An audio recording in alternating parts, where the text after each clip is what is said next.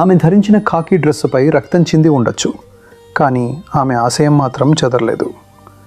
24 ఏళ్ల ప్రాయంలోనే సమాజ రక్షణ కోసం ప్రాణాలర్పించిన ధృవతార గజుల సౌమ్య. నిజామాబాద్ వీధుల్లో గంజాయి ముఠా కిరాతకానికి ఒళ్ళు గగురు పొడిచే నిజమిది.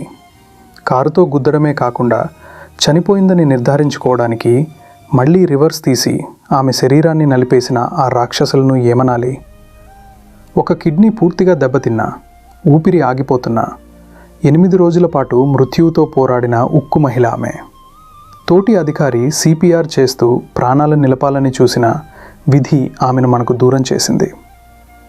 పేద కుటుంబంలో పుట్టి ఆశయమే ఆయుధంగా పోరాడిన సౌమ్య త్యాగం ఒక చరిత్ర. ఈ త్యాగం వృధా పోదు. ఇది డ్రగ్ మాఫియా అంతానికి నాంది పలుకుతుంది.